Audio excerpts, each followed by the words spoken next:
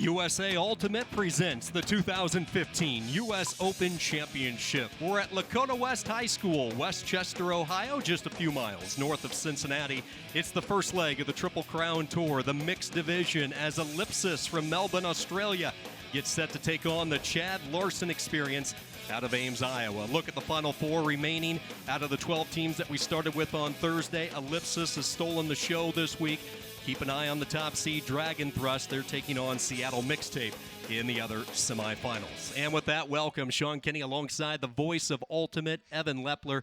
And I'll tell you what, Evan, the first of four semifinals today here on ESPN3, and we start with international flavor. You know, the U.S. Open was a tournament created to give international teams a chance to compete against the best from the U.S. Typically, the American teams have been the dominant clubs, but this Australian team has been so impressive. As you said, they stole the show. They beat Polar Bears. They beat Dragon Thrust in pool play. We shouldn't be too surprised in retrospect because most of the players on Ellipsis have competed for Team Australia at world competitions in the past. It is a fairly young group. You see, they weren't in action until 2012. They won the 2013 Asia Oceanic, and they are led by some youth, and their star player, Kat Phillips.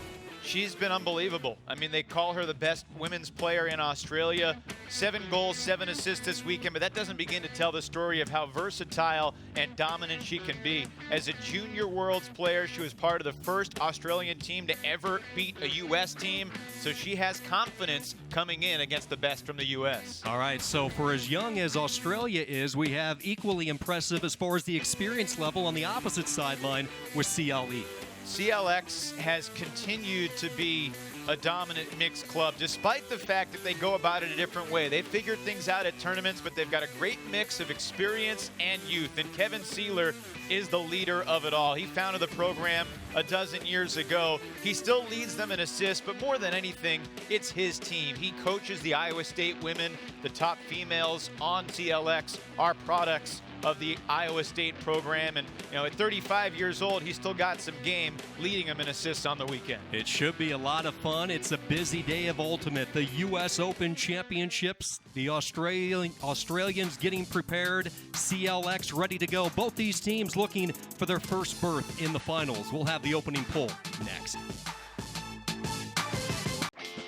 The 2015 U.S. Open Ultimate Championships are presented by Discraft Ultrastar, the official disc of USA Ultimate.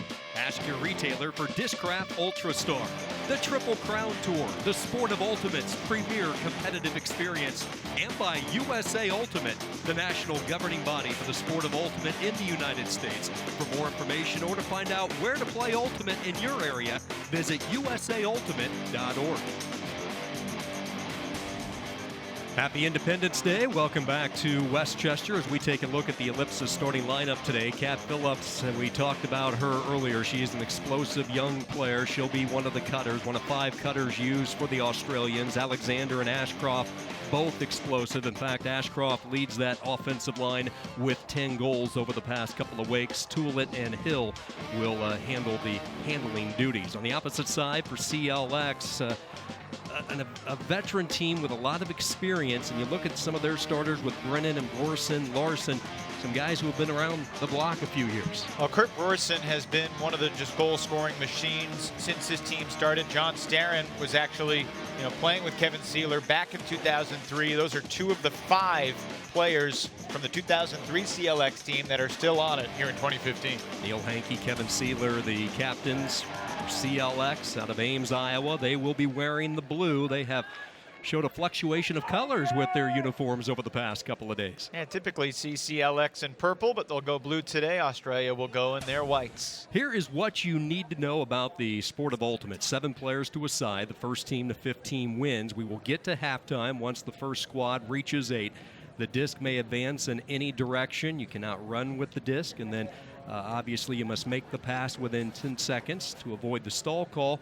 Games are self-officiated, and that is what makes the sport of Ultimate so special, is the spirit of the sport that we'll talk more about throughout the broadcast, and then the teams will switch ends after each score.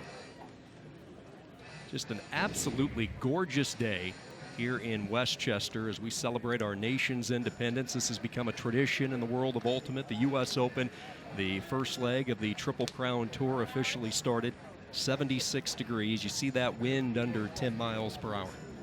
Back on Tuesday, the administrators at USA Ultimate were very worried about the weather forecast. And it proves that sometimes the forecast can be wrong, because the rain that was expected most of the weekend has never arrived, and we've got a perfect day for Ultimate. The opening pole, and it will be Ellipsis with it first. Tom Tullett, one of the main handlers, along with Captain Matt Hill, as they work their way upwind in their first approach here in this semifinal of the mixed division.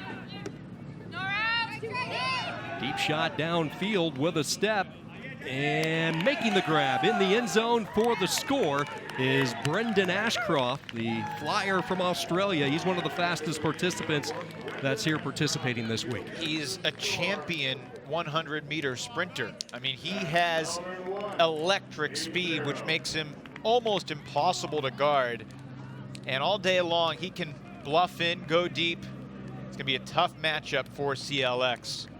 This Australian team just plays the game with so much style, and you can tell they are just having fun out there. And it helps that they have so much talent that they can win, which obviously makes it more fun. When Matt Hill, who they all know as Timmel, founded this team, he talked about 3 pillars that the team was built on. Minimum cost, and they broke that rule to come to the US Open, but a rare exception. Minimum commitment. And what they mean by that is they're training individually. They're not forcing each other to come out to practice once, twice a week. They know they all have lives. They know how busy. Matt Hill never expected to be playing at a competitive team again. He's one of the leaders of Ultimate in Australia. The third pillar, maximum fun. And they do a good job of exuding that final part of the ethos. Yeah, we found out yesterday. We had a lot of time to spend with Ellipsis yesterday, and what a fun group, and they are off to a fun start. If you're a fan of Australian Ultimate right now, a quick 1-0 lead. Let's see what CLX can do, and they turn it over on their first possession. A little bit too much on that backhand huck. Trying to hook up with Brorson downfield, so disc right back to Ellipsis, and a chance to get a break here if they can capitalize. See the southpaw, that's Spielman.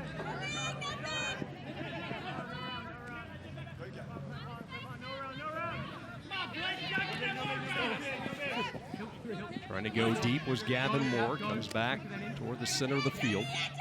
Andrew Jackson, one of the veterans of this team. Jackson, 27-year-old out of Canberra.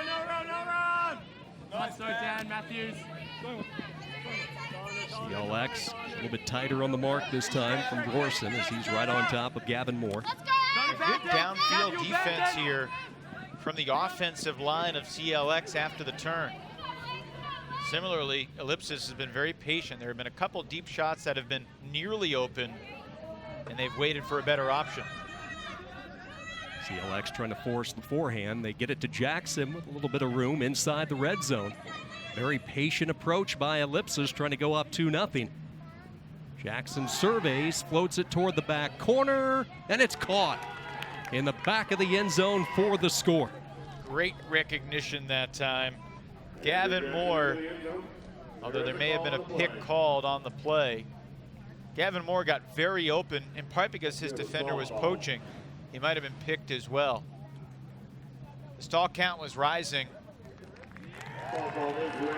And they're going to wave off. They tried to call a stall, but they rule that Jackson released the disc before the stall count expired.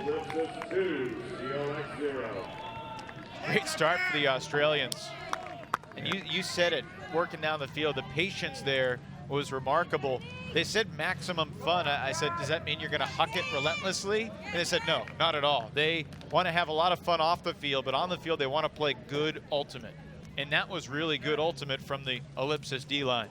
You see Gavin Moore, after picking up his 4th goal, Moore on the assists from Andrew Jackson as he let it go right before that 10 count. Jackson actually had a couple of players in the back of the end zone to choose from, but a good flick. He'll get the assist. He leads Australia in that department so far this week, and Ellipsis showing no signs of nerves here in the semifinals. A quick 2-0 lead. Well, they've won most times they've gotten together. Now they really played for the first time as Ellipsis at the 2013 Asia Oceanic Championships in Singapore.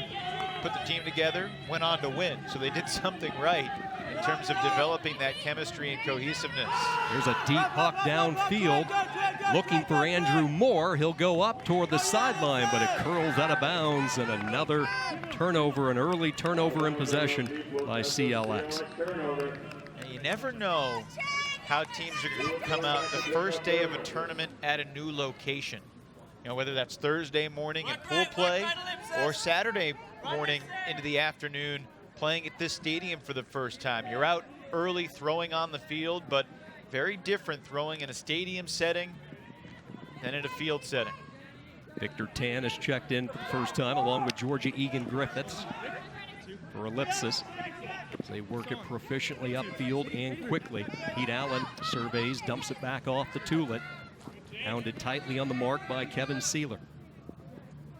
And Sealer with a nice play as he gets the D there on the layout to knock it away. Even at 35 years old, Sealer with great handler defense, shoots it for Moore.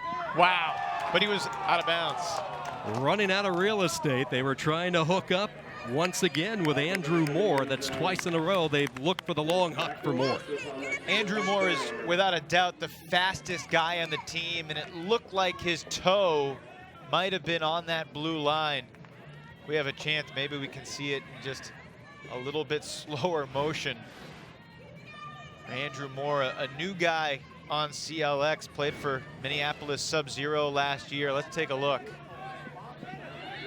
There's that blue line. You know, if any part of his foot is on the blue line, he's out of bounds. Very, very close. Looked like the correct call. Deflected disc corralled by Tulet. Fortuitous break there. Tulet, deep puck downfield. He's trying to have Kendall Thorne run underneath it, and it's tipped away. Very active start for Andrew Moore with the D. We got defense! We got defense! Get this back! Good look at Moore, as Evan mentioned, first-year player, just 23 years old, and I can only imagine the benefit that he has enjoyed working with guys like Sealer and some of these guys around the state of Iowa who have been around the sport of ultimate for double-digit years. Yeah, well, he's an Iowa State guy. He's played elite men's ultimate. And the story for CLX is a pick happened downfield. Moore got in the way of one of the Ellipsis females. For years, Sean, CLX has really relied on its females, and that's one of the reasons why they've been perennially the best. They've been able to put 4 fantastic females on their O-line that other teams just haven't been able to match up with. A bunch of girls who are from Iowa State have played for the U23 U.S. national team. A couple of the U23 girls have gone on to play women's. Deep shot downfield with a step, and CLX is on the board for the first time. Janani Ragathaman just graduated. She's becoming a nuclear engineer in Kansas City. She's a pretty smart girl, and she has been deadly around the end zone for CLX, and she has helped replace some of the key girls that CLX has lost. A girl like Megan Liu, who's now playing for Boston Brute Squad. Rebecca Miller, now on Molly Brown. This is the first time that CLX might be a little stronger on the men's side than the women's side because of the girls they lost, but Ragathaman has been able to fill the roles ably and has been one of their top goal scorers this weekend. A lot of the roster featuring Iowa natives, not the case with Ragathaman. She's from Vermillion, South Dakota. And she is able to get the Chad Larson Experience on the board for the first time.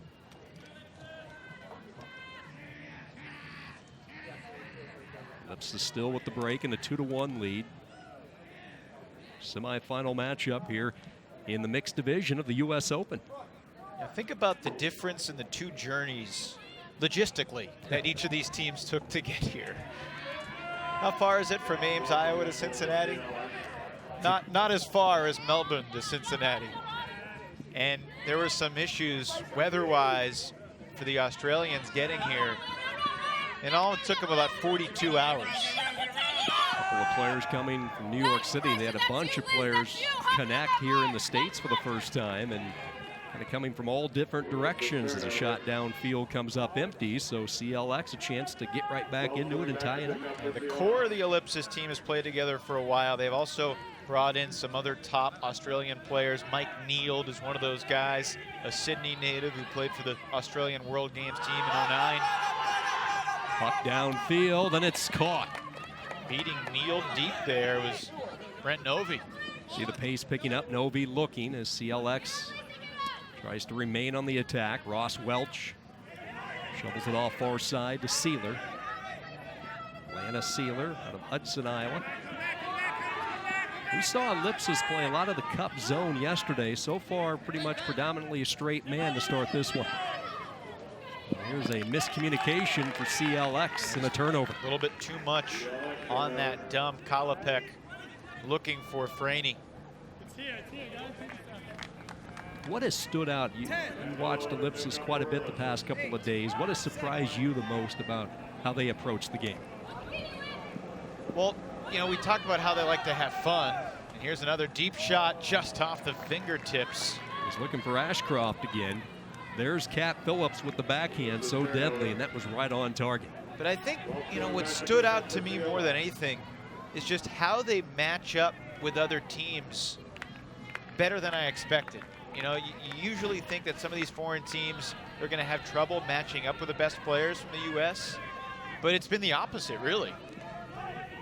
They came out, beat American Barbecue from San Francisco, strong Bay Area team, and knocked off Polar Bears, a team that have won championships, perennial Final Four team in the mixed division. And then, you know, when they beat Dragon Thrust on Friday morning, that was really a statement like, okay, these guys need to be on watch because they could win this entire tournament. Paul? Lacey Moore collided with one of the CLX players, so that's why we have the stoppage. You take a look at the observer. They are not a referee. They come in into these situations. You take a look at the head observer, Hank Carey. All right, so we had a foul called here. The disc was caught over here. You want to contest and send it back, or do you want to go to the observer? Okay, so a foul was called. It's coming to the observer. Your feet just got tangled, so there's no foul on the play. The result of this play will stand. Melbourne, is your team ready?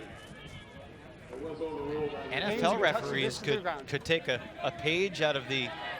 That's how you do it. That was concise, clear, and very well said. For the first time, you see Melbourne mixing up their defensive look now. Now they switch back to their man, but on the initial shot there, they showed that zone look. That was very effective for them yesterday. CLX, a shot, and it's incomplete. A diving attempt, that time by Ross Welch. Comes up empty. That throw was a hard degree of difficulty. Sort of that slashing up line cut with the inside break. Tough throw there, hard to complete. The explosive Cat Phillips has it guarded tightly by Sealer. Looks like a pick call downfield. What's the count, please? If you're talking about the females on Australia's Ellipsis, it's not just Cat Phillips. She's considered the best. But you know, 5 of the 6 women that were on the Australian World Games team that went to Cali, Colombia a couple years ago are part of this Ellipsis team. Mike Neild with the huck downfield, looking for Ashcroft. Can he get goal number 2? And it's tipped away. Dan Brennan timed it perfectly on the 50-50. A heck of a defensive play right here. Now he had the right position, used his body well. Not a dirty play, he just angled his back, prevented the Australian player, Spielman, from having a better angle to the disc. Well done. So a 2-1 lead for Ellipsis, but remember, they jumped out with 2 quick scores, and CLX has done a much better job in the last couple of trips with their defensive rotation. So again, they have a chance to pull it even here. Yeah, that's exactly it. You said it. It was not really Ellipsis doing anything special offensively. They were just patient and solid. CLX has turned up the defense. It started with Kevin Sealer's handler D getting the layout. And there you saw the deep defense.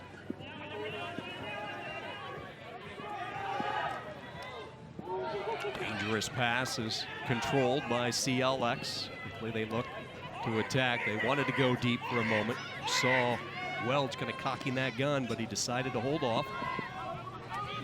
Forehand pass up ahead, 2 swift forehands toward the end zone, tipped away by a couple of Australians as it falls incomplete. Good read on the initial deflection. I believe that was jumping in Danny Alexander. Yeah, Danny Alexander, I mean, right along with Kat Phillips, she is a star.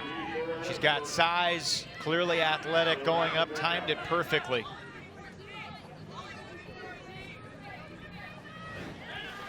Alexander, a Sydney native, using all 5 feet 8 inches of her frame to sky up and get the D on that one. So Ellipsis back with it. Mike Neal.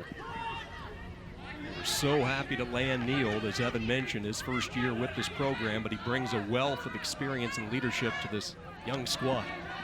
Phillips, forehand down the sideline. Caught and just shy of the goal line. Holding that one in was Henry Thomas, and now Ellipsis will seal the deal with the score, and they go up 3-1. Bookends for Alexander, the D in one end zone, the score in the other, after the nice sky from Thomas. Yeah, Phillips just a triple threat. She can go deep, she can cut under, she can throw deep. And a well-read disc there by Thomas. 3 turnovers so far for CLX's Kevin Seeler, and Ellipsis able to capitalize. How about the tournament for Alexander? That's her 13th goal for Ellipsis. That leads their team. We were talking with some of the women with Ellipsis yesterday, and one of the biggest things that they talked about, what stood out to them competing on the international flavor this week, was how much the women are so much better here in the States compared to what they're used to seeing, and how the women are integral parts of these mixed programs where, you know, they're utilized to score goals, to score points, and that's what they really appreciated, and they feel they fit right in with this, you know, philosophy of American discus. Yeah, it's always interesting to ask, you know, people from other countries, as that's a tremendous running underneath D by Melbourne's Gavin Moore. Gavin and Lacey Moore have been 2 big pickups for this team as well. But I asked Australia, how would you characterize the style of ultimate you play? And they said, you know, we play hard, but it can't be too structured. You know, they think sometimes if it's, okay, you go here, and then you go here, and then you go here, and then you go here, that's too much structure. Another deep shot. Looking toward the end zone, and it's another score for Ellipsis. Hauling that one in was Adelaide Dennis, first-year player.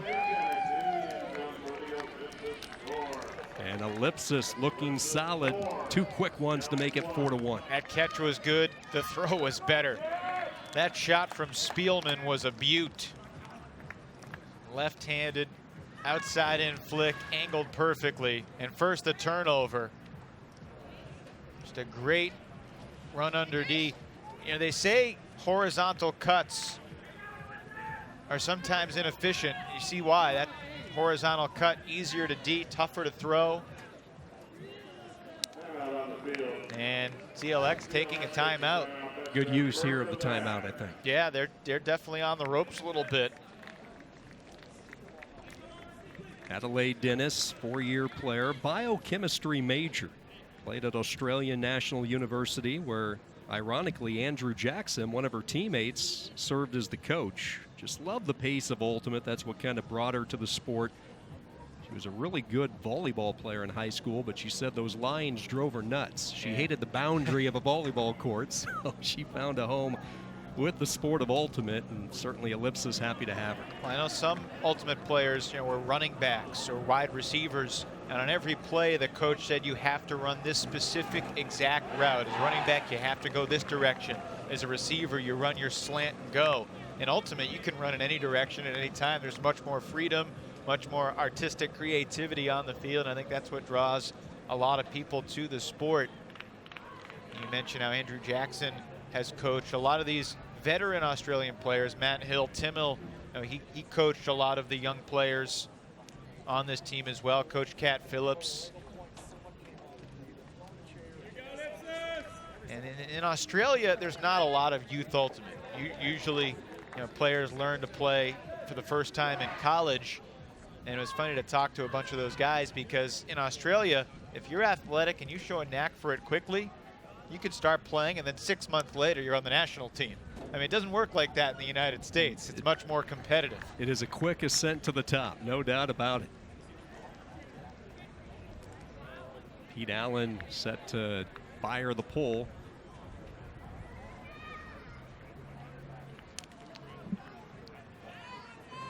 An important offensive point here for CLX.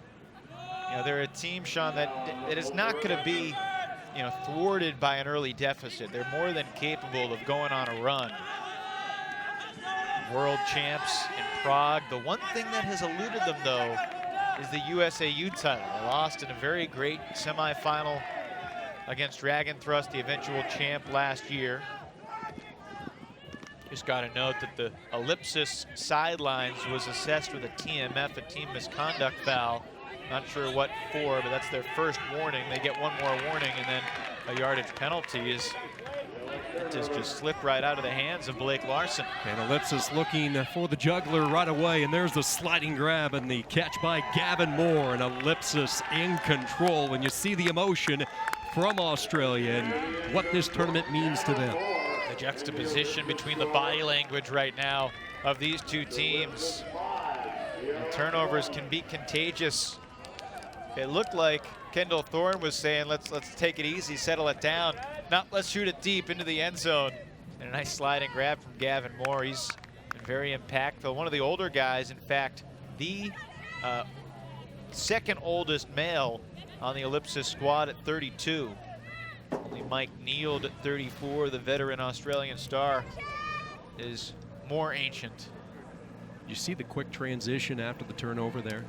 Yeah. How they were looking to continue the attack. And what was most striking was the body language of CLX. They had just talked about this offensive game plan during the timeout. They had their play drawn up, and just an uncharacteristic, unforced turnover. It's hard to play good transition defense. I mean, that takes incredible composure and mental fortitude. So let's see what the group from Ames, Iowa can do. They have dug themselves into an early hole here in the semifinal round, trailing Ellipsis 5-1. Tremendous pull as CLX will start deep. Get it up ahead to Ryan Tucker. Oh, what a spectacular layout there by Moore. But he was out of bounds. Moore came down out of bounds, so it's another turnover back to Ellipsis. Tulit has it. And the boundaries have been Moore's worst enemy so far today. They really have. Tulit, the main handler, looking. He has Jackson to his right. He goes upfield. And Matthews Hunter with his first touch. Brings it right back over to Tulit. Forehand shot up ahead to Williams, Phillips. He sends it downfield on a huck, and it's caught again for another Ellipsis score. And again, for the second time, it's Danny Alexander. This is the type of performance that you dream about. I mean, everything is clicking right now for Ellipsis. If it looks like Michelle Phillips could play for a top U.S. women's team, she probably could. There's Moore's catch, but his first point of contact looked like it was his right hand out of bounds. Michelle Phillips has spent the last few weeks training with San Francisco Fury in the Bay Area. We'll see Fury in the women's semifinal in a couple of hours. A world-class player launching the gorgeous put. Ran into some of the Fury girls this morning and asked them to give me some stories about Michelle Phillips, and the one thing they told me, she has a pet owl named Racket. A pet owl? Yeah. Oh. I thought you might say a pet saltwater crocodile or something along those lines, so I'm glad to hear it's an owl. All smiles on the Ellipsis side. Melbourne with a 6-1 lead over the Chad Larson Experience. And if you're CLX, Evan, you've been in positions from your days at Wake where I'm sure you've been down early in the first half. What do you do on that sideline to try to get back into it? You know, it's frustrating because there's no way to score 2 points with one. And you can't try to do too much. It's like as a hitter in baseball, if you're batting 185, sometimes you press and go up there trying to hit a grand slam to lead off an inning. You really can't do that. You need to maintain your approach that you came into the game with perhaps a couple adjustments to counter what the other team's doing offensively. Ellipsis has had a few good Ds, but for the most part, been some unforced turnovers and some throws that obviously have been too close to the boundary. Andrew Moore, came down in the end zone with his toe on the end line. On the sideline, the great layout was nullified too. Deep shot downfield and in the end zone for the score, and that's exactly what they needed.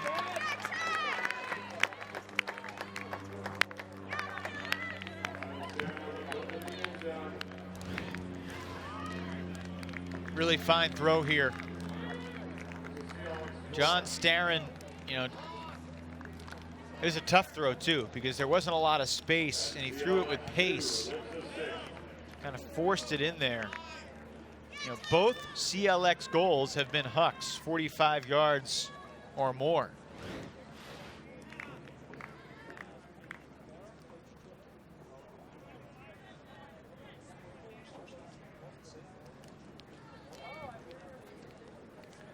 So a 6-2 lead for Ellipsis over CLX.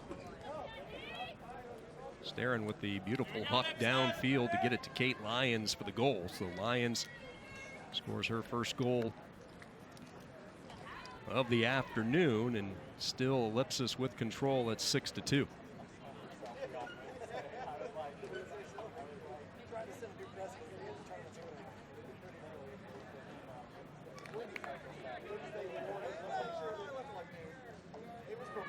So you got one. Now it's about playing hard defense if you're CLX. There's a lot of time left in this game. Here's the pull. High into this Cincinnati area air as it will come down to Matt Hill. Hill turns, is marked tightly. Now some contact. They'll keep going and a defensive stop. What you were just mentioning, and let's see if CLX can keep it going. Good read that time by Sealer. Atlanta Sealer, wife of the captain, Kevin. One of the interesting dynamics for the CLX team this year is the fact that this might be the last year of the CLX program. Founded in 2003.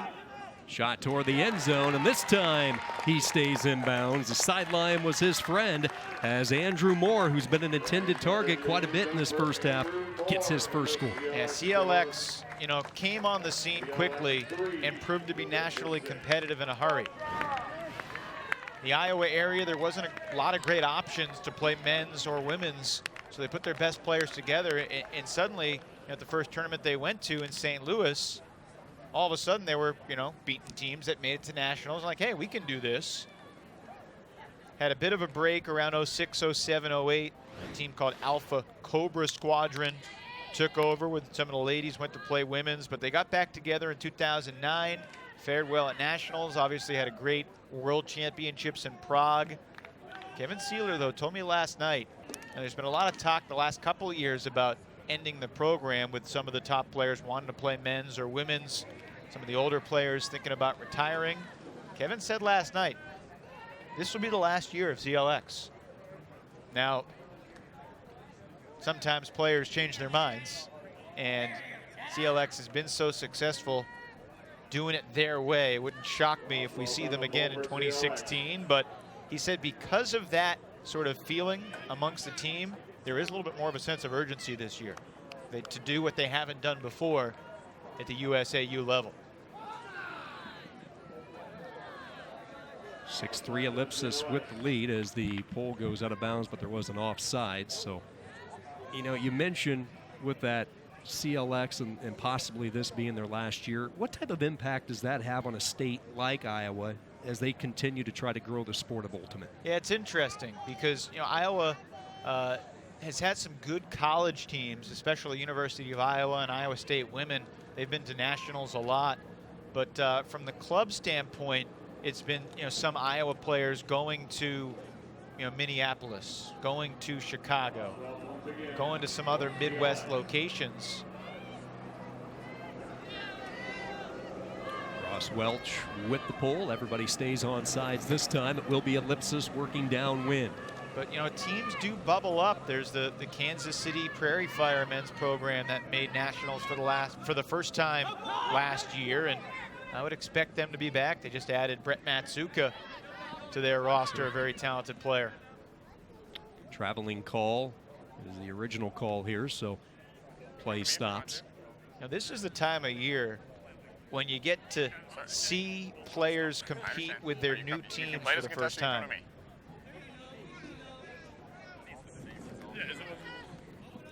It's whether the disc is here or whether the disc is there.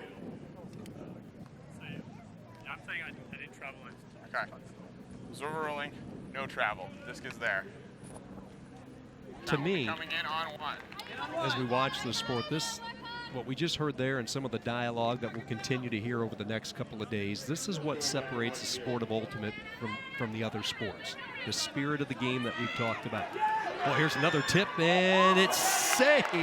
Oh, it looked like CLX might get the D there, but Ellipsis kept the disc alive. Yeah, it was Michelle Phillips who remained aware, and on the second effort after the deflection was able to haul that in. Blair Hulk got the piece of the disc at first.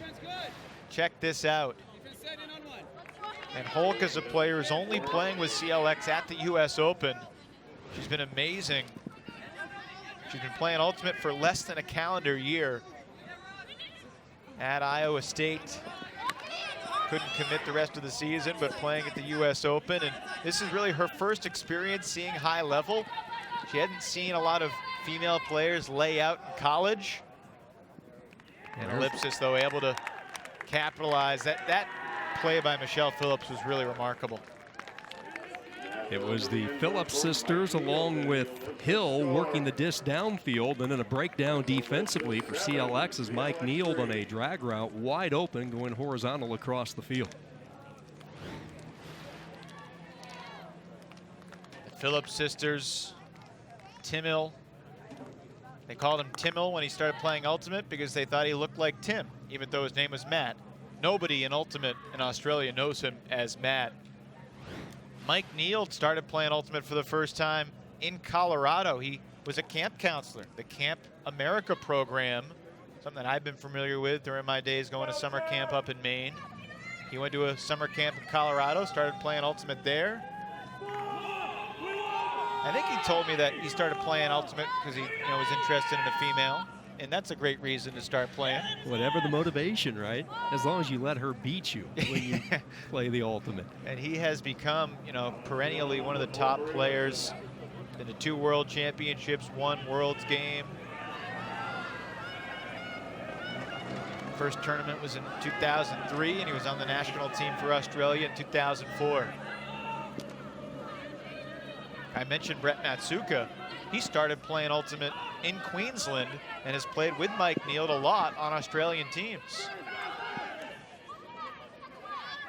Ellipsis 1 point away from reaching halftime. They have dominated this first half. CLX trying to get something on the board here. Blake Larson turns, surveys, comes back near side to Sarah Pesh. Pesh with that flick up ahead, corralled. Work it up toward the far sideline to Dan Brennan, the St. Louis, Missouri native. Toward the end zone, has a man, and it's caught for the score for CLX. Hauling it in was Kurt Brorson. That was far and away CLX's most efficient offensive possession of this half. Working it downfield, carving the field with their underneath cuts, and then hitting Brorson.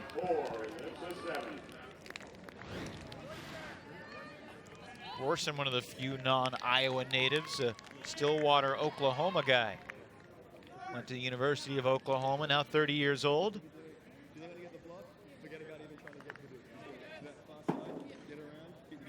Not the most intensive defensive possessions there for Ellipsis. Tulet really gave him a lot of room on that mark to CLX to work it, and Dan Brennan, with all that real estate, had plenty of time to send the forehand up ahead, and the score, the easy score for CLX. Fourth different CLX player to find the end zone.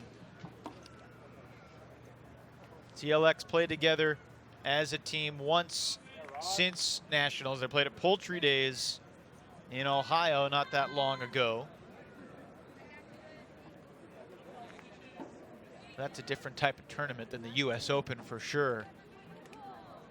And the level of competition that you see here at a place like the US Open, you know, it's talking about the player personnel transitions in the sport, players moving their lives, playing for one team last year, and this is your first chance to see a lot of those teams with the new pieces and how they integrate them into the system. That'll be a big part of what we watch later today with Fury and Brute Squad and the women's, and perhaps Washington, D.C. Truck Stop, the team that has most benefited from the off-season additions from the winter. Here's a shot downfield. They're looking for Alexander. Wow. And she hauls it in. How did Blair Hulk miss that one? You can even see the surprise on the face of Alexander as that disc arrived, and I'm sure she thought she had no chance to get this one. Yeah, Mike Neal got very, very lucky because he did not throw this with as much angle as he wanted. And right past the reach. They say catch your D's. I think if Hulk had the mindset of catching that in the end zone, she does grab it. But she tried to mack it away. You know, it's funny, as often as you say catch your D's, there's still something about on defense where you think about wanting to mack it, and that's half. What a first half for the Australians.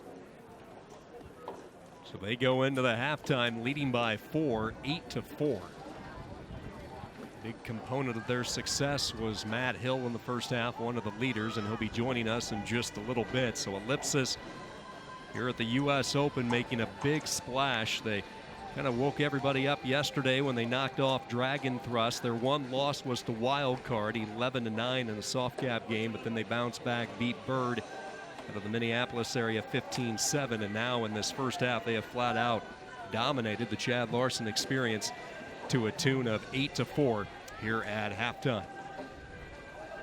All right, let's welcome in Matt Hill, one of the captains of this Ellipsis team. And Matt, first off, congratulations, a strong start in this first half. Where did you think the key was for such a quick start today? First of all, thank you. Yeah, we came out well. I think we just knew we had to bring the intensity right from the start. Our D-line was fired up, ready to go, and yeah, they just brought the pressure on the man-on-man really early. Timo, what has this weekend been like for you? I know you traveled long and hard to get here. You spent a little money to get here, which isn't necessarily your team style, but you come out and defeat some of the best U.S. teams. What's it been like? It's been exciting, really exciting. We didn't know what to expect. We knew all the competition would be good.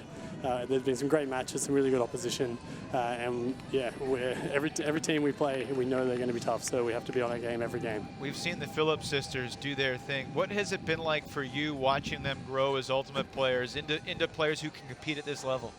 They're phenomenal athletes, and you saw the acrobatics that Mish did then when she was on the ground and got back up again, so I'm sure that'll make a highlight reel somewhere. But yeah, they're great to watch. They're really good fun, really well-spirited as well. Matt, good luck in the second half. Strong start, looking good for Ellipsis. Excellent. Thanks a lot, guys.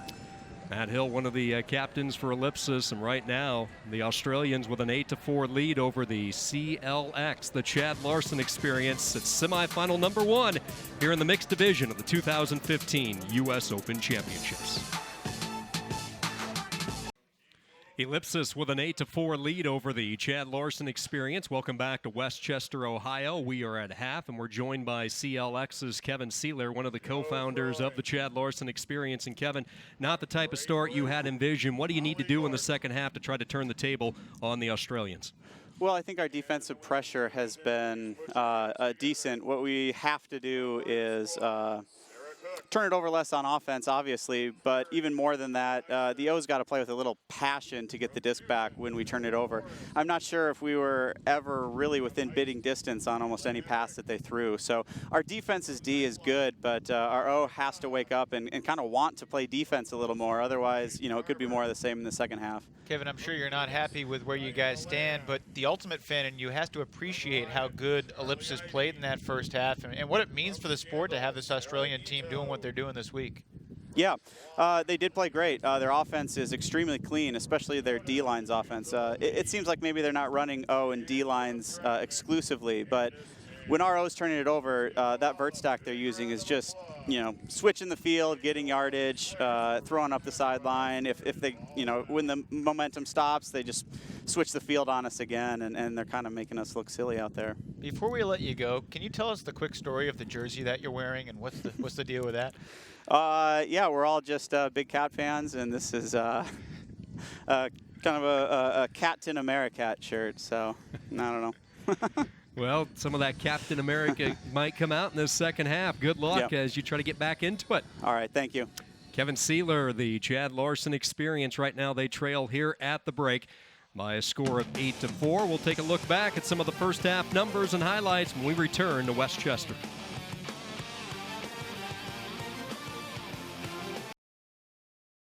Here in the first half as the group from Melbourne, Australia, with an 8-4 lead over the CLX here in the first half of the semifinals of the mixed division, the 2015 U.S. Open Ultimate Championships. And Evan, you look back at the first half and it was all Ellipsis, and they were clicking early and often. Offensively, they just found the zone.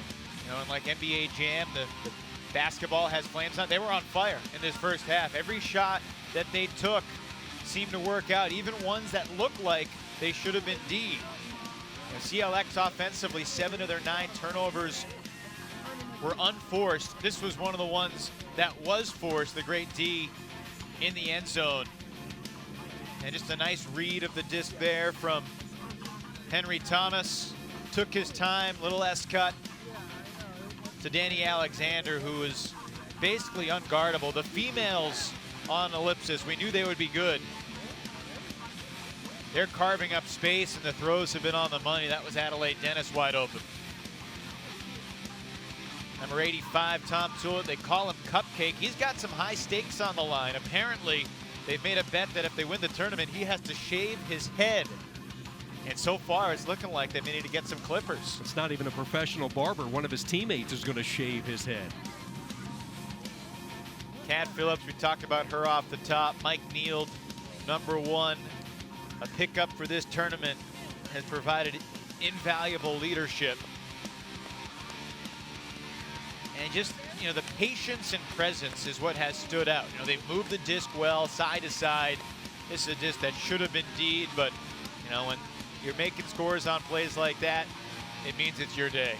There were a lot of high fives for Danny Alexander. She leads Ellipsis with 3 goals. They pick up a pair from Gavin Moore as well. Ashcroft, Dennis, and Neal. The other goals, a number of different handlers for Melbourne, 8 different players with an assist. Well, for Ames, it's been missed opportunities in the first half. They'll look to get back in it when we come back to Westchester. Back with you from Lakota High School, Lakota West High School in Westchester, Ohio, a few miles north of Cincinnati, where the group from Australia, Melbourne, Australia, it's Ellipsis with an 8-4 lead over Ames as we get ready to start the second half. CLX, Chad Larson Experience in an early hole. You heard Kevin Sealer talk about his disappointment with his offensive line's ability to play defense after the turnovers. What else do you think that they need to do to try to get back into it here in the second half? Yeah, I think the biggest thing, you know, is not a strategy thing. It's just about the intensity and playing with more energy and passion, you know, especially off the turnover, staying mentally tough to play that transition defense, because Ellipsis got a few cheap goals just by striking fast. Kaylin Spielman with the opening pull, and we are underway. Second half, let's see if the group from Ames can get back into this. Down 8-4, at stake a berth in tomorrow's Mixed Division Championship of the U.S. Open. The first leg of the coveted Triple Crown Tour. Heck The snag there by John Starren, a safe possession on the dump that was almost too far. Brennan looking up ahead, cutting across the center of the field was Starren making the grab. Now Starren with a backhand floater, and it's caught. Nice one-hand grab by Brorson. Looked like the defender had position. Brorson was able to staple it in. It's a really fun matchup downfield. Gavin Moore and Kurt Brorson. As you said, it looked like the defender Moore was going to have a play on the disc, but Brorson sensed it. He felt the footsteps, and he turned on the burners to that next level at the very end to get there first. Brorson is a big guy, 6'3", 200 pounds. He's a tough guy to get around if you're a defender. Dangerous flick up ahead, and it's an easy pick there, and the turnover again for CLX. Foul was called when Brorson knocked over Moore, but this will stay with Australia's team. Evan Moore has a couple of scores, and now he gets the turnover, but Australia gives it right back. Let's see if they can get it on the transition for CLX. Up ahead quickly, Brorson. Over to Brennan. Brennan gets it to the center to Sarah Pesh. Pesh looking inside the red zone, dumps it back. Tight mark by Melbourne, but there's a strike in the end zone for the score. Hauling it in was Ryan Tucker, the second-year player out of Ames, Iowa. Really mature effort around the end zone there from CLX. When they got it within 10 yards for the first time, initially everyone was trying to make that cut, and it resulted in tons of clogging. It almost looked like a horizontal stack in the end zone, and that's usually not what you're looking for. Looking for a vertical stack or an isolation. The clearing was imperative, and they all recognized the situation, got a reset of the stall count. Regotham cleared to the middle, opened up the cutting space. Textbook. You know, oftentimes, Sean, number 25 scored the goal. Ryan Tucker gets the credit in the stat sheet, but everyone else gets credit for the crystal clear. I mean, Regathaman's clear. If she doesn't get out of the way, CLX is clogged there and does not find the end zone. CLX converts in their first trip to the red zone. They had scored on a couple of deep hucks in the first half. 8-5 Ellipsis with the lead.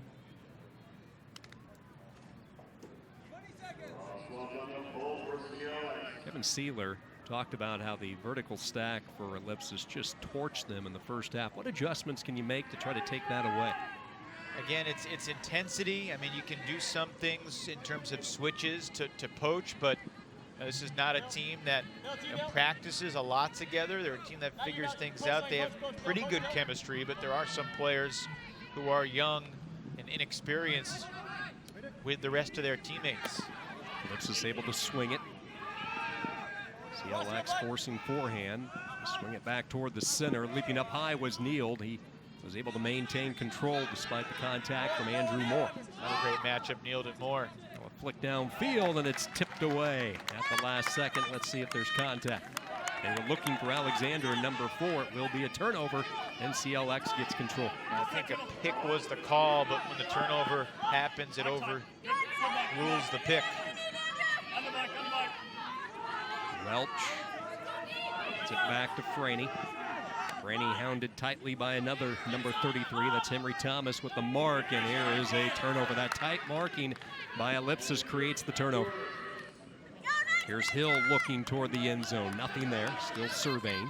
Comes near side to Amanda Fung. Quick release into the end zone for the score. Thomas with the catch.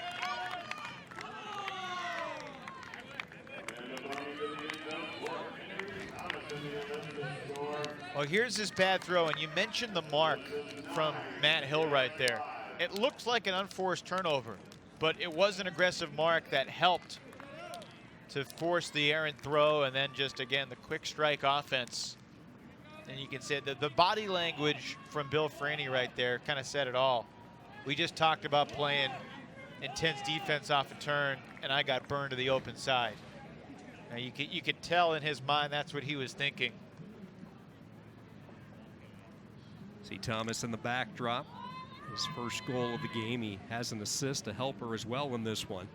Ellipsis, you look at this team as a whole and ultimate in in Australia, it's a little bit of a different calendar than what we're used to here in the States. Their men's and women's season runs November through April, and there just quite frankly aren't that many mixed clubs in Australia.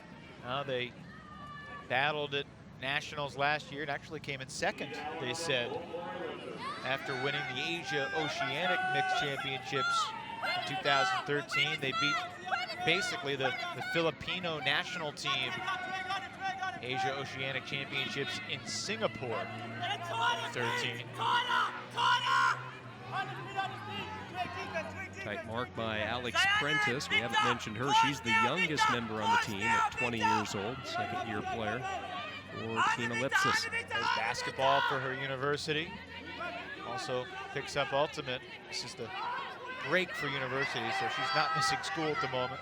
Staring with a backhand toward the end zone for the score for CLX. Picking up her second score of the game, that's Regathaman again. Regathaman is a very slippery cutter around the end zone. Obviously slight of build, quickness, and just for a young player, really good sense of when to make her move. And we saw her come in, and they got the upline cut into power position, and Regathaman broke to the back pylon.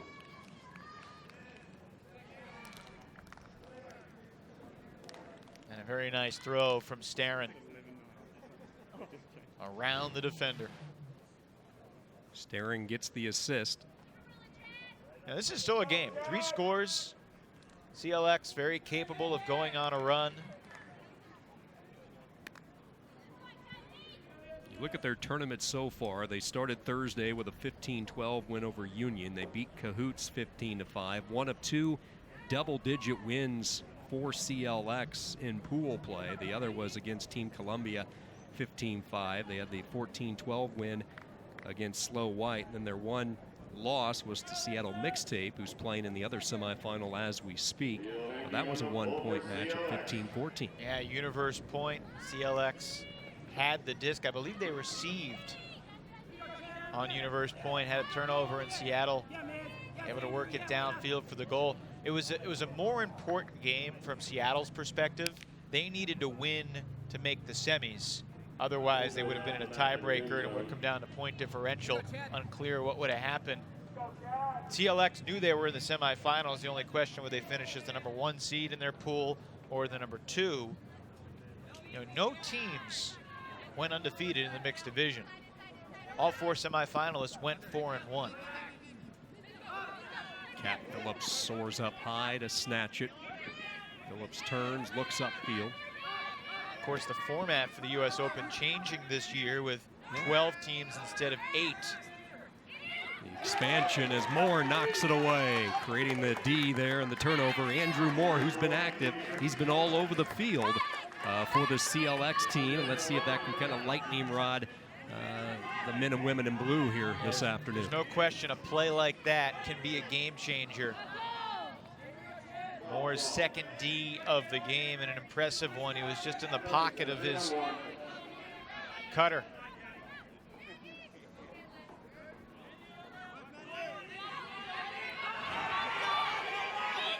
Take a look at the athleticism here of Moore. Cutting right in front of Matt Hill. Fortunately for CLX, when we're showing you the replay, a deep shot too far in front of the intended target, Kalapek.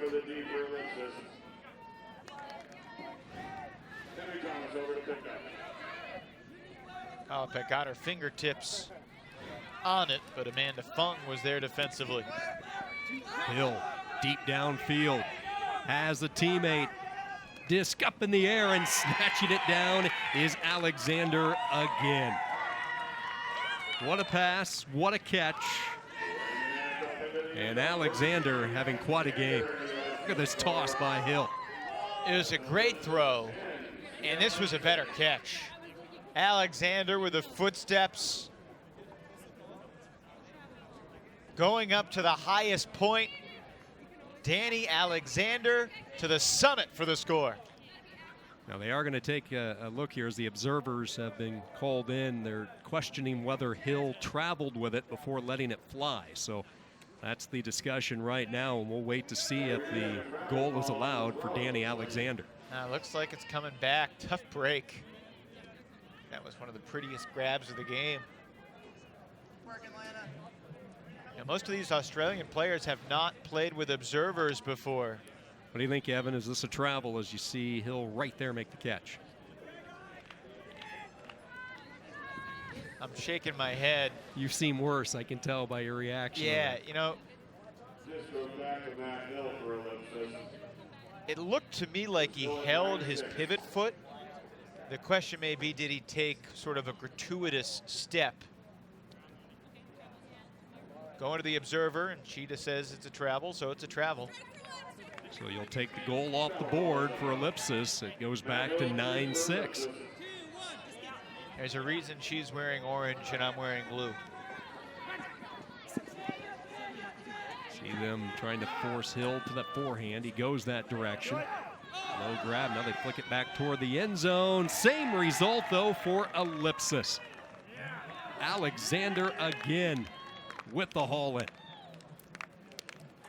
This is the type of throw that you see, you know, from some American teams, but I think even more from some international teams. Sort of this bladey flick over the top. It's just like, how can I get it there? And it's really well done. Hey, you had a couple of different options. You had Phillips streaking, cutting down the center of the field, and then right behind her, curling off, was Danny Alexander. A couple of options there for Henry Thomas to choose. Yeah, I mean, when you have a throw like that, it's really just hard to play defense against it because you can drop that in, angling it over the defender, and that had some pretty good pace on it too. Wasn't terrible defense. She was guarding the open side. You know, had to be aware of the over-the-top throw, the hammer, or the bladey flick. Usually you'd see a hammer in that situation, but the flick worked for Thomas.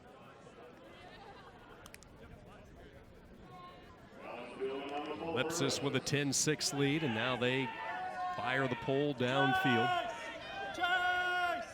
Utilizing that breeze, not a real strong wind, but it will be CLX working upwind here, down 4 in this second half. Blake Larson with some real estate to work, and even more real estate up ahead, but a drop. For Gothman, it's been that type of day for the Chad Larson Experience. Looked like they had a lot of pasture out in front, but she took her eyes off the disc.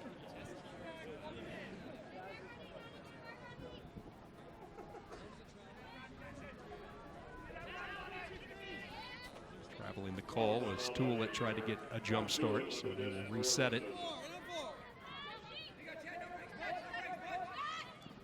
Dan Brennan with the mark of Tullett. He'll go back to Amanda Fung. Fung flicks it ahead, a one-hand snatch by Egan Griffiths. Quickly up ahead, they go to Andrew Jackson, but we have another stoppage.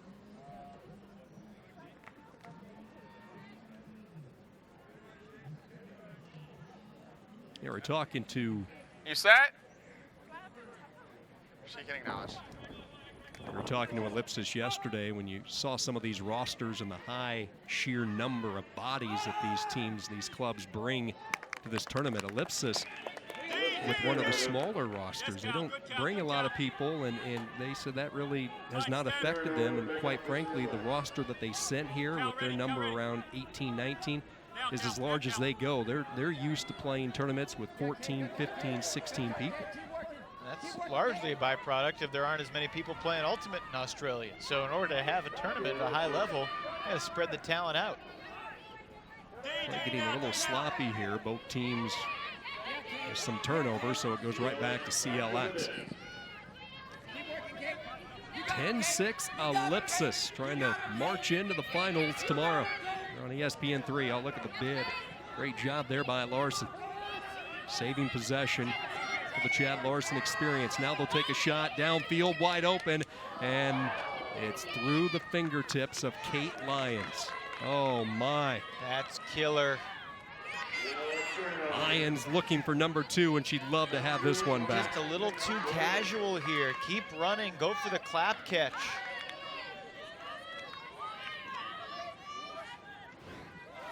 In the aftermath of Ellipsis's first red zone turnover of the game, CLX a chance to get back within 3 and seize momentum. You know, if Ellipsis scores here to go up by 5, that's a huge turnaround as another travel violation called. Third in the last couple points against Ellipsis.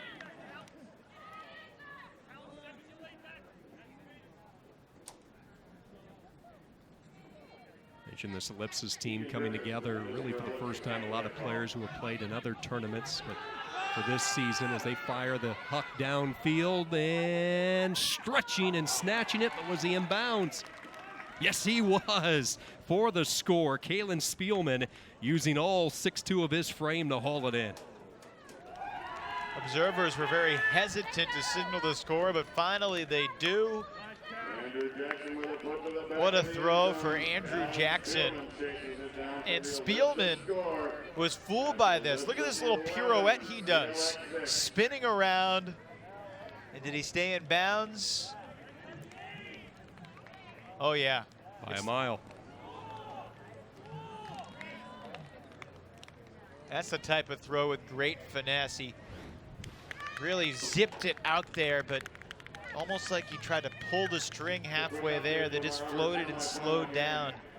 When Spielman got spun around, I thought that was going to cost him. I just made it look a little more pretty.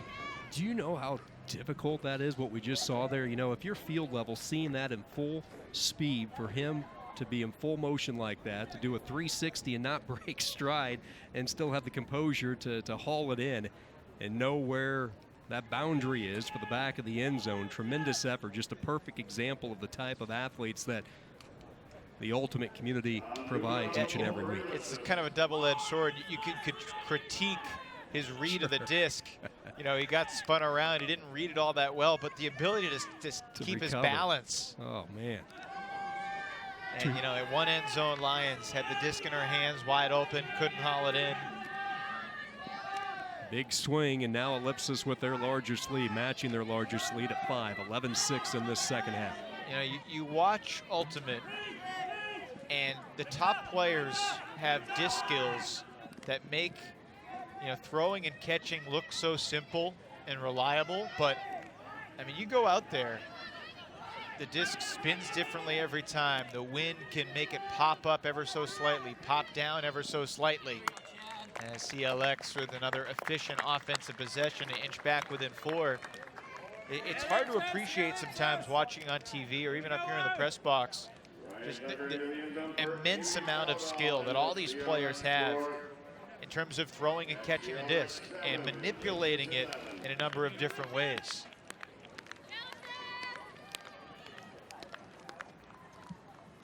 See CLX able to swing it over and get the ball or get the disc to Sealer, and then they found Amy Sheldall, who was the Team Spirit Award nominee for Chad Larson Experience. Sheldall, who gets into the end zone for the goal. Sheldall from Hull, Iowa, part of that Hull Western Christian high school program there, went to Iowa State. Iowa State scoring women, the club. Sheldall gets her first goal, her 5th of the weekend. Yeah, I like the Iowa college ultimate teams for women. The Iowa State Women's Scorned and the University of Iowa Saucy Nancy. Some of these names that we hear across the country, very creative.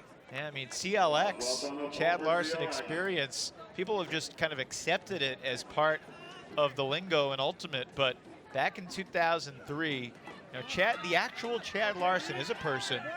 Kevin Sealer went to high school with him, played Ultimate with him both in high school and at Iowa State. And after college, Chad Larson moved to Austin, Texas. Continue the story after this huck. Deep backhand huck by Phillips, and it is caught. Moore mistimed the jump. Good patience by Ashcroft. And here comes Australia once again. Ashcroft looks toward the end zone, and they get another, and it's Danny Alexander. When you've got a healthy lead, you just want the offense to hold. And, you know, after the 5 turnover point a couple points ago, CLX worked down the field with no turns, and in retaliation, Ellipsis does the same. A good read by Ashcroft.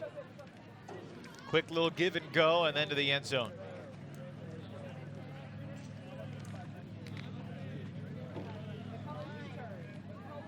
Makes it 12-7, game to 15 here in this mixed semifinal. So Chad Larson, the actual Chad Larson, moved to Austin, Texas, and had joined a team in that area. And in a meeting, they were throwing out potential names, just brainstorming. And, you know, it's just as a joke, and not a very funny one, he said, how about Chad's team? And the other leaders in Austin said, Chad, no team named after you will ever do well. And Chad Larson, that's a vote of confidence right out of the gate. Told his friend Kevin Sealer about that story, and Kevin said, well, let's start the Chad Larson Experience. And they're world champions 7 years later. I'd say they've done pretty well at CLX in the mixed division. You know, they're the oldest mixed team here at the U.S. Open. Yeah, they have 13 guys, 13 men and women over the age of 30. Here they turn it over quickly. Can't do that with Ellipsis. They will make you pay. And it's the 20-year-old from Melbourne, Alex Prentice, with her first goal. Everybody getting involved for Australia now, and they lead at 13-7. From the very start of this game, Dragon Thrust, CLX has not been in sync. Alex Prentice, one of the few members of Ellipsis that's on the Australian U23 team. After this tournament, Prentice is flying to Paris, where she'll meet up with some of her other Australian U23 players. They'll do some training there, play some practice games, and then they'll go to London for U23s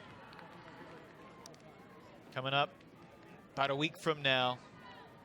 Talking with her yesterday, she really has enjoyed her first trip to the United States. She mentioned how she really looks up to the Phillips sisters. What a great luxury to have to be able to work and play alongside both Michelle Phillips and Kat Phillips and kind of learn from them. And they're both young. I mean, they're 27 and 23 years old, but mentioned the youth apprentice who also plays basketball for the university in Melbourne, and just a real confident, she says, still learning the game, still trying to find more ways to become more versatile. But that time after the turnover, the quick give and go, and one of her teammates, Tom Tulip, with the assist, and Ellipsis 2 points away from capturing a bid into tomorrow's championship of this U.S. Open.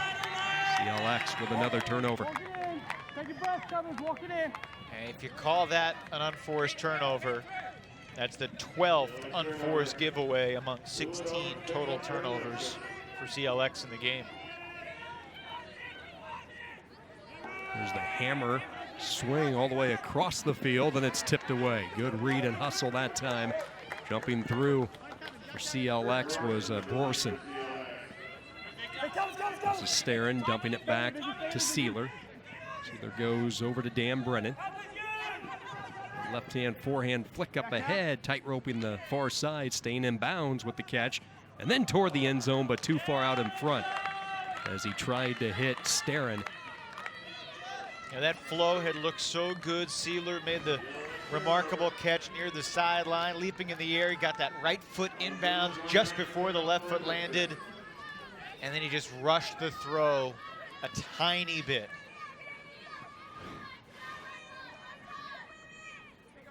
That's CLX's first red zone turnover in the game. Most of their giveaways have happened in the middle of the field or on hucks. Yeah, they just haven't been into the red zone all that much here today in this semifinal. Pete Allen to get it started. He sends a huck deep downfield. Running underneath it, but just beyond the reach was Adelaide Dennis. Quickly on the counter punch, here comes Dan Brennan and company. 13-7 Ellipsis on top in the semifinal.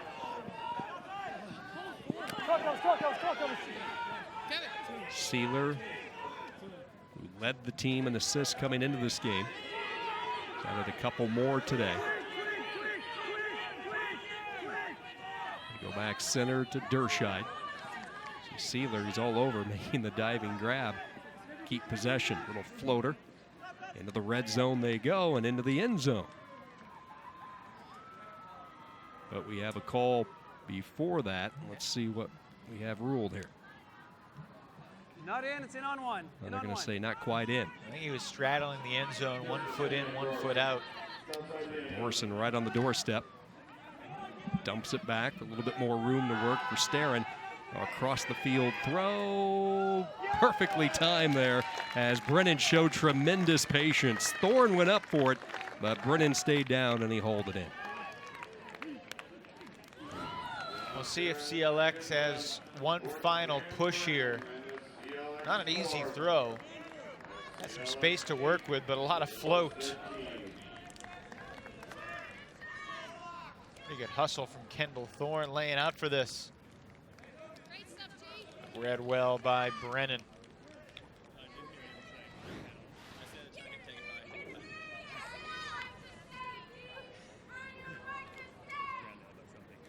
I'm really curious to see what's going to happen in the other semifinal, to see who we'll get in the championship game tomorrow. A rematch of last year's championship game from Club Nationals. Two-time defending champ Minneapolis Dragon Thrust and Seattle Mixtape. Now Dragon Thrust beginning the 2015 season looking for a three-peat. And they lost to Ellipsis, but beat everybody else in that pool. Did have a tough injury there. Yes, they Top did. defender, one of their stars, Jay Drescher, made a remarkable D. You and I were watching. He went up and soared, caught the D in the back of the end zone, landed hard on his shoulder, and I think the offensive player fell on him, which didn't help either. And he's expected to be about a 4-week injury to his AC joint, 3rd-degree separation. Hill, puck downfield. Neal trying to run underneath it. Does he have room, and did he get in? Yes, he did, for the score. Boy, is that pretty. Hill with the assist and Neal running underneath it. Perfectly led strike for Team Ellipsis. And this is the matchup that you love to see. Andrew Moore, super fast. Fastest guy on CLX, but not quick enough to overcome the quickness of Neal, who's got size on Moore, about 4 inches. And he just plucked it with a left.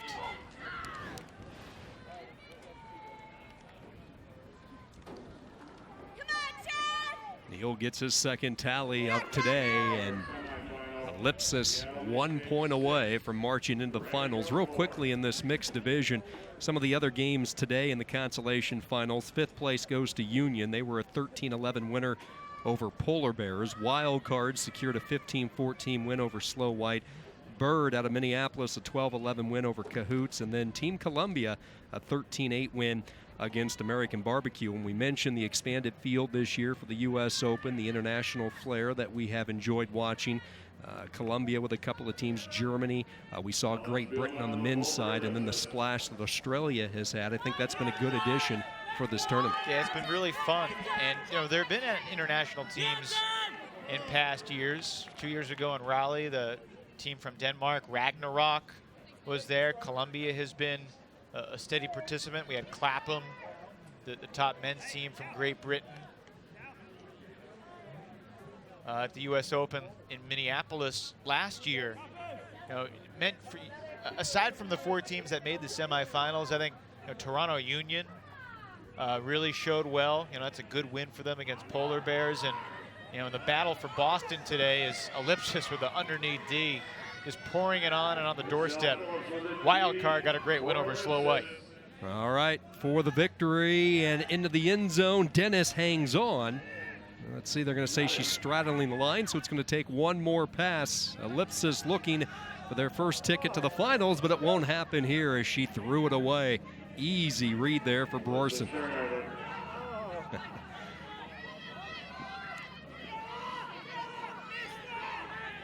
So they thought about letting her fly. Instead, keeps it. Cutting up ahead. A little bit of momentum. CLX moving forward. With rhythm this trip downfield. Brorson over on the wing to Sealer. Tulip forcing forehand. Pesh swings it across the way. Into the red zone they go. Sealer, who's so tough in this neck of the woods, and he will lob it right along that goal line again. Gothaman dumps it back over to Pesh. All of a sudden, CLX making all these tough one-handed catches. What was this all afternoon? How about Lobs that? it in, wide open, and a perfectly executed trip downfield, capped off by the St. Louis, Missouri native Blake Larson. It's going to be a steep hill to climb for the Chad Larson Experience. But after Gothaman's nice grab, she dumped it back to Pesh.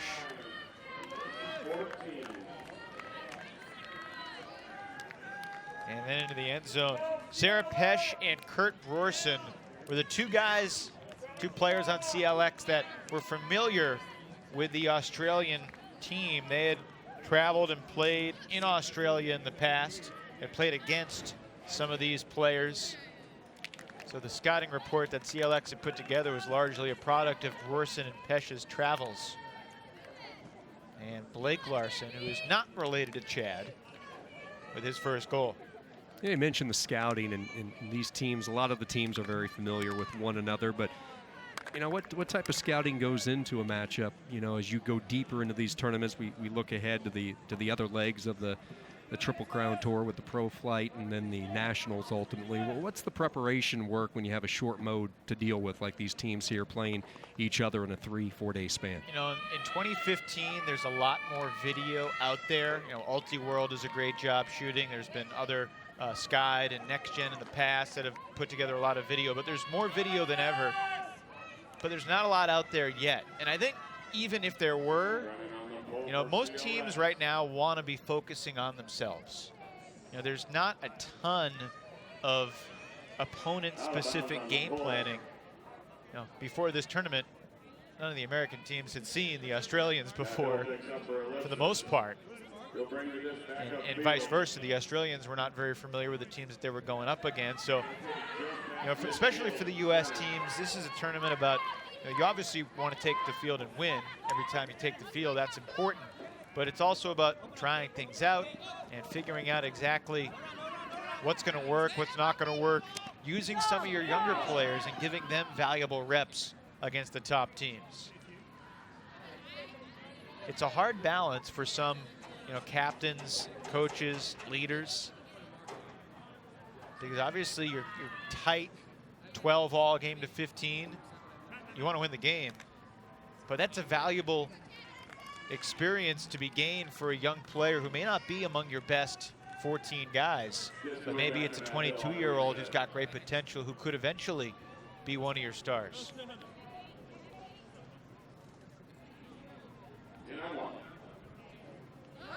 In on one here for Hill, up to Neal. They get it to Alexander. She flips it toward the end zone, and there it is for Ellipsis. Steph Malcher with just her second goal of the week, but it's a big one here, and Ellipsis will start the celebration. How about the job by the team from Melbourne, Australia? They run their record to 5-1, and they take care of the Chad Larson Experience, and they punch their ticket to the U.S. Open Finals tomorrow afternoon. In this tournament, so early in the season, seeding really doesn't matter. However, they were one of the lowest ranked teams coming into this event. They were seeded last in their pool. They stormed through their pool, and against a team that's been in numerous semifinals, a former world champ, the Australians get the job done in convincing fashion. I mean, from the very start of this game, they went up 2-0. They led wire to wire, and it wasn't like it was one or two dominant players. Really, everybody in a white jersey had a chance to shine. Perfect example of that. You look at that last play, Alexander, who had led the way in goals, she gets the assist. Melcher the goal, and it sends Ellipsis into the championship. A 15-9 victory over the Chad Larson Experience from Ames. We'll be back with more from Westchester, Ohio, the 2015 U.S. Open Championships. The 2015 U.S. Open Ultimate Championships are presented by Discraft Ultrastar, the official disc of USA Ultimate. Ask your retailer for Discraft Ultrastar. The Triple Crown Tour, the sport of ultimates premier competitive experience, and by USA Ultimate, the national governing body for the sport of ultimate in the United States. For more information or to find out where to play ultimate in your area, visit usaultimate.org. This locomotive we call Ellipsis just keeps on chugging away. Our friends from Australia with a convincing semifinal victory, 15-9. They take care of the Chad Larson Experience. They will take on the winner of Mixtape and Dragon Thrust, which is still underway over at a separate location. And one of the many stars today for Ellipsis is the 27-year-old from Melbourne, Michelle Phillips. She joins us. And first off, Michelle, congratulations. You know, I couldn't help but notice yesterday as we sat down and talked to your group how loose you guys were, and I thought that showed in the opening 10 minutes of today. You set your tone early and often in the win. Yeah, definitely. I think we came out here and in our warm-up we were very much trying to just be the team that we are when we're hanging out socially, to be relaxed, be calm with each other. We had lots of jokes going around. Our warm-up was really loose and comfortable, and I think that it showed how we played in the first few points. Yeah, we should have gotten footage. They were out there with the Australian rules football, and they were bowling the cricket ball out there too before the game. You don't see that before Ultimate here in America too often. Michelle, was there a moment this weekend, I'm sure you didn't expect to be in the finals, was there a moment when you sort of realized, yeah, we can play with these top teams? Probably not one moment, but as we kept on going as a team, we realized more and more that we could really match it with these teams. And we've been having to work really hard, so it's definitely not an easy thing for us, but it's been really exciting to get to test ourselves for the first time and to see that we have been coming out on top for the most part. How has Danny Alexander become such an end zone target for you guys? She's just brilliant. She really is a mixed specialist player. Like, she loves mixed. In Australia, we play in both divisions. Our nationals are separate, so we all tend to be both women's and mixed or open and mixed players, but Danny really loves the mixed game and has intentionally made herself into a top receiver in that game. So I think one of her skills is just watching and being ready for that huck and then just going for it. Any thoughts about tomorrow? It'll either be the Dragon Thrust team that's won a couple of championships that you beat, or another good team from Seattle. We're excited about either game, actually. If we get to play Seattle Mixtape, that'll be exciting because we've never seen them. And we came over here to play against new international teams. And if we play Dragon Thrust again, we loved our game against them. They had great spirit. We really enjoyed the matchup, and it was a close game. So either way, we're looking forward to tomorrow. Well, Michelle, go enjoy the rest of today. What do you have planned leading up to tomorrow's final for this Australian group? I think we will do a cool down together as a team, go and do a pool session, and then go and have dinner together, eat lots of good food, recovery. Teams that eat together win together. I guarantee you it won't be a quiet cool down session. This is a fun group, and they're capturing the hearts of a lot of Ultimate fans here in America. Great job today, Michelle. Congratulations. Thank you very much. Michelle Phillips, part of Ellipsis, and it is time now for the Discraft Ultrastar play of the game, and it was Phyllis on the helper here. She gets the assist, one of the many downfield strikes for Team Ellipsis. Yeah, it felt like every time Ellipsis threw it up, it was right on the money, you know, just out of the reach of CLX and perfectly on target. Michelle Phillips, the older of the two Phillips sisters, their entire family has gotten into the Ultimate game. They've got 3 brothers. The parents have played as well. It's a pretty daunting 7-person line. The Phillips family wouldn't want to match up against them. Ellipsis marches into the finals tomorrow. We'll have that for you on ESPN 3. 15-9, they defeat the CLX out of Ames. So for Evan Lepler, I'm Sean Kinney saying so long for now. From Lakota West High School in Westchester, Ohio, where the final score is 15-9 Ellipsis. To watch this game on replay, log on to watchespn.com or download the Watch ESPN app. Thanks to everybody for watching. This has been a presentation of ESPN, the worldwide leader in sports.